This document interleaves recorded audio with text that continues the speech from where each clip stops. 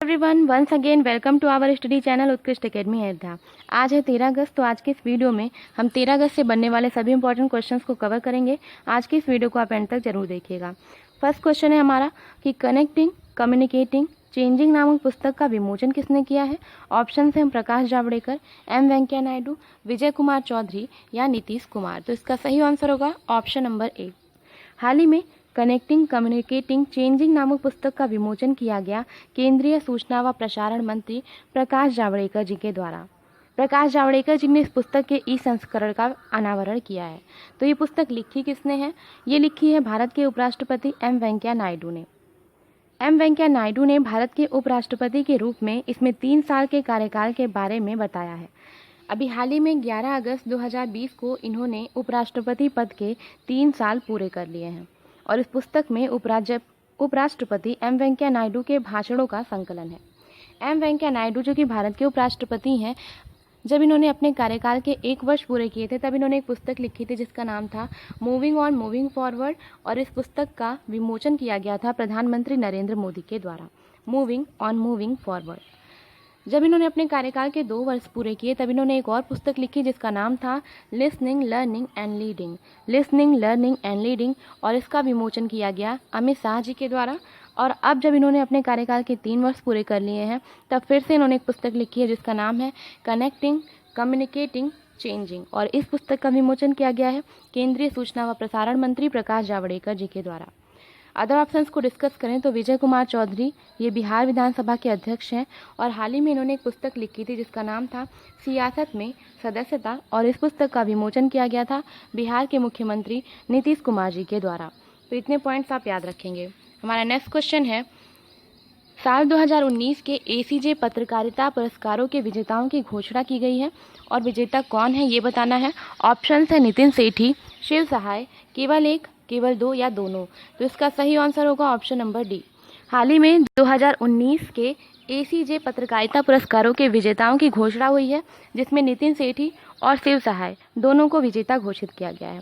नितिन सेठी को Asian college of journalism award 2019, वहीं शिव सहाय सिंह को सोशल इम्पैक्ट के लिए KP Narayan Kumar memorial award का विजेता घोषित किया गया है। यह पुरस्कार विश्व स्वास्थ्य संगठन की मुख्य वैज्ञानिक सौम्या स्वामीनाथन द्वारा 2021 की क्लास के उद्घाटन पर एक वर्चुअल समारोह के दौरान दिए गए हैं। नितिन सेठी की बात करें तो ये जो नितिन सेठी हैं ये हफिंगटन पोस्ट में पत्रकार हैं और उन्होंने द हफिंगटन पोस्ट इंडिया द्वारा प्रकाशित पैसा पॉलिटिक्स नामक 6 भाग वाली श्रृंखला के लिए यह पुरस्कार जीता है। वहीं जो शिव सहाय हैं ये द हिंदू में पत्रकार हैं और इन्होंने द हिंदू में प्रकाशित death by digital exclusion on faculty public distribution system in Jharkhand नामक कहानी के लिए ये अवार्ड जीता है। ACJ की बात करें यानी कि Asian college of journalism award की बात करें तो इसका जो हेडक्वार्टर है यह चेन्नई में स्थित है और इसके जो अध्यक्ष हैं उनका नाम है शशि कुमार। तो इतने पॉइंट्स आप याद रखेंगे। तो ये रहे शिव सहाय सिंह, नितिन सेठी जिन्होंने ACJ जर्नलिस्ट अवार्ड जीता है। नेक्स्ट क्वेश्चन है हमारा, ट्रैफिक सिग्नल पर फीमेल आइकन इस्तेमाल करने वाला ये भारत का पहला शहर कौन बन गया है। ऑप्शन है मुंबई, अहमदाबाद, हैदराबाद या चेन्नई। तो इसका सही आंसर होगा ऑप्शन नंबर 1 यानी कि मुंबई। ट्रैफिक सिग्नल पर फीमेल आइकॉन इस्तेमाल करने वाला भारत का पहला शहर बन गया है। तो मुंबई का जो दादर है वो ट्रैफिक सिग्नल व साइनेज पर महिलाओं के प्रतीक का इस्तेमाल करने वाला भारत का पहला शहर बन गया है। बृहन मुंबई म्यूनिसिपल कॉरपोरेशन द्वारा ट्रैफिक सिग्नल पर वेमेन प्रतीक को प्रदर्शित किया गया है जो लिंग समानता व बदलाव को दिखाता है। तो इस पॉइंट को आप याद रखेंगे। अगला क्वेश्चन है कि किस राज्य सरकार ने इंदिरा वन मितान योजना का शुभारंभ किया है। तो इस योजना का शुभारंभ किया गया है हाल में छत्तीसगढ़ के द्वारा। छत्तीसगढ़ सरकार ने इंदिरा वन मितान योजना का शुभारंभ किया है। इस नई योजना का लक्ष्य यह है कि राज्य के वनवासियों को आत्मनिर्भर बनाना। योजना के तहत सरकार राज्य के आदिवासी क्षेत्रों के 10,000 गाँवों में युवाओं के समूह बनाएगी। वह ये जो सभी समूह होंगे ये वन आधारित गतिविधियों का संचालन करने के लिए जिम्मेदार होंगे। योजना के तहत छत्तीसगढ़ सरकार ने अनुसूचित क्षेत्रों में 19 लाख परिवारों को युवा समूहों के माध्यम से कवर करने की योजना बनाई है। ये जो समूह होंगे ये पेड़ों का प्रबंधन भी करेंगे और वन क्षेत्रों में पेड़ों से जो वन उपज होगी उसे एकत्र करके सही कीमत सुनिश्चित करने के लिए वन उपज की खरीद की भी व्यवस्था करेंगे। तो छत्तीसगढ़ से और भी पॉइंट्स आप याद रख सकते हैं, जैसे कि अभी छत्तीसगढ़ में भारत की पहली ई लोक अदालत, जो कि राज्य स्तरीय ई लोक अदालत है, इसकी शुरुआत की गई बिलासपुर जिले में। वहीं बीजापुर जिला नीति आयोग द्वारा जारी आकांक्षी जिलों की सूची में टॉप पर रहा है।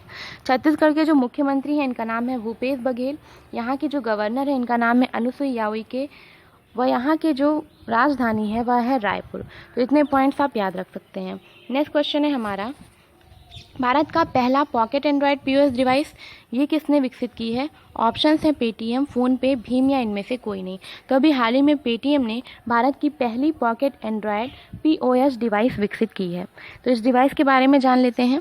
भारत में कॉन्टैक्टलेस पेमेंट के लिए भारत की पहली पॉकेट एंड्रॉयड पीओएस यानी कि point of all device Paytm all in one portable Android smart POS launch किया है। किसने लॉन्च किया है? पेटीएम ने। तो भारत की पहली pocket Android POS device Paytm ने लॉन्च की है कॉन्टैक्टलेस पेमेंट के लिए। यह बड़ी संख्या में micro, small and medium enterprises को डिजिटल बनाने व सशक्त बनाने का प्रयास है। पेटीएम की अगर बात करें तो इसके जो संस्थापक हैं वह हैं विजय शेखर शर्मा। तो इनका नाम आप जरूर याद रखेंगे। इसका हेडक्वार्टर नोएडा में स्थित है और इसकी स्थापना हुई थी 2010 में। अभी हाल ही में पेटीएम का जो सीईओ नियुक्त किया गया है वो नियुक्त किया गया है वरुण श्रीधर को। तो इनका भी नाम आप याद रखेंगे। वरुण श्रीधर बन गए हैं पेटीएम के नए सीईओ। नेक्स्ट क्वेश्चन है हमारा कि अंतर्राष्ट्रीय युवा दिवस ये कब मनाते हैं? जो अंतर्राष्ट्रीय युवा दिवस है यानी कि इंटरनेशनल यूथ डे है, इसे हम मनाते हैं 12 अगस्त को। तो देख लेते हैं, 12 अगस्त को वैश्विक स्तर पर हम मनाते हैं इंटरनेशनल यूथ डे। युवाओं द्वारा समाज की भलाई के लिए किए गए प्रयासों को मान्यता देने के लिए ये अंतर्राष्ट्रीय युवा दिवस मनाया जाता है। वर्ष 2020 की जो थीम है वह है youth engagement for global action. Youth engagement for global action है, तो ये थीम आप याद रखेंगे। 1999 में युवाओं के लिए आयोजित जिम्मेदार मंत्रियों के वैश्विक सम्मेलन द्वारा की गई सिफारिश के बाद 12 अगस्त को इंटरनेशनल यूथ डे घोषित किया गया था। तो ये इंटरनेशनल यूथ डे ये पहली बार कब मनाया गया? तो पहली बार मनाया गया 12 अगस्त 2000 में। तो 12 अगस्त 2000 को पहला जो है अंतर्राष्ट्रीय युवा दिवस ये मनाया गया था। तो अब ये बात है अंतर्राष्ट्रीय युवा दिवस की। तो नेशनल यूथ डे यानी कि राष्ट्रीय युवा दिवस ये हम कब मनाते हैं? ये हम मनाते हैं 12 जनवरी को, यानी कि 12 जनवरी को स्वामी विवेकानंद जी के जन्म उत्सव के अवसर पर हम मनाते हैं नेशनल युवा डे यानी कि राष्ट्रीय युवा दिवस। तो इतने पॉइंट्स आप याद रखेंगे। इसके साथ ही साथ अदर पॉइंट्स को डिस्कस करें तो हाल ही में 9 अगस्त को हमने क्या मनाया? International day for indigenous people, और इसके साथ ही मनाया वर्ल्ड ट्राइबल डे। 10 अगस्त को वर्ल्ड बायोफ्यूल डे मनाया और 8 अगस्त को मनाई गई है भारत छोड़ो आंदोलन की 78वीं वर्षगांठ। वहीं 12 अगस्त को हमने वर्ल्ड एलिफेंट डे और इसके साथ ही वर्ल्ड यूथ डे यानी इंटरनेशनल यूथ डे सेलिब्रेट किया है। तो अगले पॉइंट पे चलते हैं। क्वेश्चन है अगला कि हाल ही में कृषि मेघ का शुभारंभ किसने किया है? ऑप्शन है नरेंद्र तोमर, प्रकाश जावड़ेकर, डॉक्टर हर्षवर्धन या नन ऑफ द अबव। तो इसका सही आंसर होगा नरेंद्र तोमर, जो कि केंद्रीय कृषि व किसान कल्याण मंत्री हैं। इन्होंने हाल ही में कृषि मेघ का शुभारंभ किया है। National agricultural research and education system cloud infrastructure and services कृषि मेघ को वर्चुअली लॉन्च किया गया है। कृषि मेघ जो है ये राष्ट्रीय कृषि अनुसंधान व शिक्षा प्रणाली के डिजिटल कृषि की सेवाओं व बुनियादी सुविधाओं की आवश्यकताओं को पूरा करने में मदद करेगा। साथ ही ये जो कृषि मेघ होगा ये हायर एजुकेशनल इंस्टीट्यूशंस के लिए केवीसी एलुनेट व ऑनलाइन प्रत्यायन प्रणाली का शुभारंभ भी करेगा। तो इस पॉइंट को आप याद रखेंगे कि नरेंद्र तोमर केंद्रीय कृषि व किसान कल्याण मंत्री ने राष्ट्रीय कृषि अनुसंधान व शिक्षा प्रणाली के डिजिटल कृषि की सेवाओं और बुनियादी सेवाओं की आवश्यकताओं को पूरा करने की मदद के लिए एक कृषि मेघ का शुभारंभ किया है। अगला पॉइंट है हमारा कि ये मॉरिटानिया का नया प्रधानमंत्री ये किसे बनाया गया है? तो ये अभी हाल ही में बनाया गया है मॉरिटानिया का नया प्रधानमंत्री मोहम्मद ओल्ड बिलाल को। किसको? मोहम्मद ओल्ड बिलाल को। तो जान लेते हैं इनके बारे में। मोहम्मद ओल्ड बिलाल जो हैं ये एक अनुभवी सार्वजनिक प्रशासक हैं। वह देश की राष्ट्रीय जल एजेंसी के प्रमुख हैं। साथ ही ये राष्ट्रपति के सहयोगी व कैबिनेट के मंत्री के रूप में भी काम कर चुके हैं। अब इन्होंने जगह किसकी ली है? तो इन्होंने जगह ली है इस्माइल ओल्ड शेख सिदिया की। इस्माइल ओल्ड शेख सिदिया की। अदर ऑप्शंस को डिस्कस करें तो ये हैं रोजर मार्टोस रुइज, जिनका पूरा नाम है वाल्टर रोजर मार्टोस रुइज, और ये बन गए हैं पेरू के नए प्रधानमंत्री। तो इनका भी नाम आप याद रखेंगे। और इसके साथ ही आप याद रखेंगे कि मॉरिटानिया के नए प्रधानमंत्री ये बन गए हैं मोहम्मद ओल्ड बिलाल। तो ये हैं Mohammad old Bilal. Next question है हमारा, किस देश के प्रधानमंत्री ने हाल ही में अपने पद से इस्तीफा दे दिया है? तो ये अभी हाल ही में लेबनान के प्रधानमंत्री ने अपने पद से इस्तीफा दे दिया है। लेबनान के जो प्रधानमंत्री हैं इनका नाम है हसन दियाब। इनकी पूरी सरकार और इन्होंने बेरूत, जो कि लेबनान की राजधानी है, यहाँ हुए एक विशाल विस्फोट के कारण इस्तीफा दे दिया है। लेबनान में विस्फोट से फैले आक्रोश व लेबनानी सरकार पर इस आपदा को रोकने में उनकी विफलता के चलते यह इस्तीफा दिया गया है। राष्ट्रपति मिशेल एऊन। तो लेबनान के राष्ट्रपति कौन है? मिशेल एऊन। इन्होंने राष्ट्रपति मिशेल एऊन है और इन्होंने नई कैबिनेट के गठन तक दियाब सरकार को कार्यवाहक रूप से बने रहने का आदेश दिया है। जो हसन दियाब है, इनका जो कार्यकाल रहा वह 21 जनवरी 2020 से 10 अगस्त 2000। अब इन्होंने बेरूत विस्फोट हमले के चलते इस्तीफा दिया है इनकी पूरी सरकार ने। तो इस ब्लास्ट को जानते हैं। 4 अगस्त को बेरूत में विशाल विस्फोट हुआ था, जिसने बाद में भीषण रूप ले लिया था। माना जा रहा है कि लेबनान की अब तक की सबसे खराब आपदा रही है। इसमें 160 लोग मारे गए हैं, लगभग 6000 लोग घायल हुए हैं और लगभग 20 लोग लापरवाही के कारण आपदा में गायब हो गए हैं, लापता हो गए हैं। लेबनान की जो राजधानी है वो है बेरूत, बताया ही। मुद्रा जो चलती है यहाँ पे वो चलती है लेबनानी पाउंड। तो चीज़ें आप लेबनान के बारे में याद रख सकते हैं। इसके साथ ही साथ अदर ऑप्शंस को अगर डिस्कस करें तो जो रूस है, यहाँ के हाल ही में प्रधानमंत्री बनाए गए हैं मिखाइल मिशुस्टीन। तो मिखाइल मिशुस्टीन ये बन गए हैं रूस के नए प्रधानमंत्री। वहीं जो आयरलैंड है, यहाँ के नए प्रधानमंत्री बने हैं माइकल मार्टिन और पेरू के नए प्रधानमंत्री बने हैं वाल्टर रोजर मार्कोस रुइज। तो इनका भी नाम आप याद रखेंगे। नेक्स्ट क्वेश्चन है हमारा, अलेक्जेंडर लुकाशेंको ने किस देश के राष्ट्रपति चुनाव को 6ठी बार जीता है? तो इन्होंने अभी हाल ही में बेलारूस के चुनावों को 6ठी बार जीत लिया है। इन्हें टोटल जो वोट प्राप्त हुए वो प्राप्त हुए 80.23% वोट। वहीं जो इनके प्रतिद्वंदी व पूर्व शिक्षक थे स्वेतलाना तचनौस्काया, उन्हें केवल 9.9% वोट ही प्राप्त हुए हैं। यहाँ की जो राजधानी है बेलारूस की वह है मिन्स्क। तो ये राजधानी का नाम भी आप याद रखेंगे। और यहाँ जो मुद्रा चलती है वो चलती है बेलारूसी रूबल।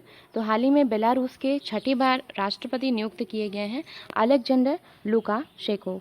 80.23% वोट के साथ ये बन गए हैं फिर से बेलारूस के नए राष्ट्रपति। अदर ऑप्शंस को डिस्कस करें तो ये है रूस। अभी हाल ही में रूस में एक विधेयक पारित किया गया जिसके तहत जो रूस के राष्ट्रपति हैं व्लादिमीर पुतिन, वो अब 2036 तक सत्ता में बने रहेंगे। तो ये भी आप याद रखेंगे। वहीं जो सूरीनाम है, इसका जो नया राष्ट्रपति बनाया गया है वो बनाया गया है चंद्रिका प्रसाद संतोखी को। और गुयाना के जो नए राष्ट्रपति बन गए हैं इनका नाम है मोहम्मद इरफान अली। तो ये बन गए हैं गुयाना के नए राष्ट्रपति। तो बेलारूस के नए राष्ट्रपति का नाम भी आप याद रखेंगे। रूस के नए राष्ट्रपति व्लादिमीर पुतिन, सूरीनाम के चंद्रिका प्रसाद संतोखी, वहीं गुयाना के मोहम्मद इरफान अली। नेक्स्ट क्वेश्चन है हमारा, क्वेश्चन ऑफ द डे है हमारा कि quest for restoring financial stability in India, ये पुस्तक किसकी है? इसका आंसर आपको कमेंट बॉक्स में कमेंट करके बताना होगा। चलते हैं कल के क्वेश्चन की तरफ। कल का जो हमारा क्वेश्चन था वो ये था कि पेटीएम मनी के नए सीईओ कौन बने हैं? तो ये बन गए हैं अभी हाल ही में वरुण श्रीधर। और इन्होंने जगह किसकी ली है? तो इन्होंने जगह ली है प्रवीण जाधव की। तो इनका भी नाम आप याद रखेंगे। पेटीएम की बात करें तो इसकी जो स्थापना हुई थी वह 2010 में हुई थी। संस्थापक हैं विजय शेखर शर्मा। इसका हेडक्वार्टर नोएडा में स्थित है। अदर ऑप्शंस को डिस्कस करें तो नवीन ताहिलानी को टाटा AIA लाइफ लिमिटेड ने अपना नया MD व CEO नियुक्त किया है। वहीं प्रदीप जोशी को UPSC यानी कि यूनियन पब्लिक सर्विस कमीशन का नया अध्यक्ष बनाया गया है। तो इतने पॉइंट्स आप याद रख सकते हैं। अगर आज का ये वीडियो आपको यूजफुल लगा हो, पसंद आया हो, तो वीडियो को लाइक करें, शेयर करें। चैनल पर नए हो तो चैनल को सब्सक्राइब कर लें। आप हमारे उत्कृष्ट एकेडमी के ऐप से भी जुड़ सकते हैं। ऐप से जुड़ने के लिए आपको डिस्क्रिप्शन बॉक्स में एक लिंक मिलेगा, आप उसको फॉलो करके ऐप को इंस्टॉल करिए, रजिस्टर करिए, एंटर करिए और हमसे जुड़िए। तो तो कल मिलते हैं कुछ नए कंटेंट पॉइंट के साथ। तब तक के लिए हैव अ नाइस डे।